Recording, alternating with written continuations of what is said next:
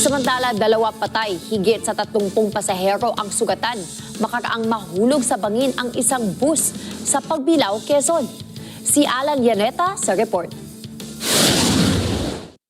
2 ang kumpirmadong nasawi makaraang mahulog ang isang pampasaherong bus sa isang bangin sa bahagi ng Barangay Malikboy sa Pagbilao, Quezon, Lunes ng gabi.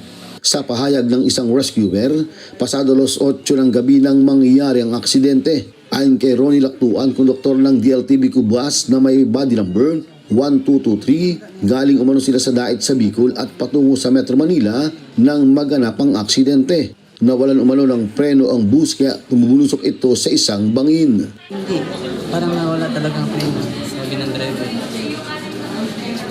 Kasi gumagano na ganun kasi hindi nakita ko siya, para siyang siya.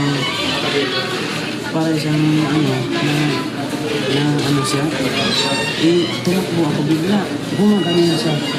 Kung binangga niya sa truck, kasi may truck kasi binangga niya yun, pwede kami maano sa ilo. Samantala, tiliwas naman sa pahayag ng konduktor ang sinabi ng isang pasahero. Sa panayam kay Jason Fabregas, isa sa sugatang pasahero, sinabi nito na umpisa pa lang pag-alis nila ng terminal ay tila may problema na ang sasakyan at medyo mabilis rin magpatakbo ang driver nito. Sa may aberya nangyari po, nagka-problema yung gulong, parang sumabog na po yun. Tapos huminto po kami dun sa bus stop.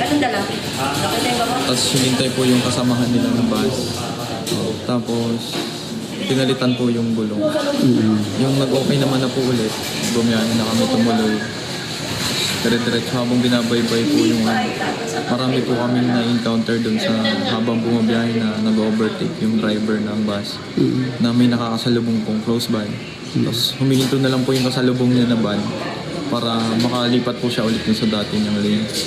Tapos ganun din po nung around bandang Pagbilao na din po palusong po. Umu-overtake din po yung bus. So, yung siguro nagkaroon po ng kasalubong, iniwas niya yung bus. Kaya doon po kami napunta sa gubat, nahulog na po yung bus. Kasalukuyang ginagamot pa ngayon sa Quezon Medical Center Hospital sa Lucena City ang nasa 30 pasaherong sugatan kabilang ang isang 7 taong gulang na bata at ang driver ng bus na si Noel Pajardo. Nagpapatuloy pa ang investigasyon ng mga otoridad sa nangyaring aksidente. Alan Llaneta para sa Mata ng Agila, matatag, matapang, matapat,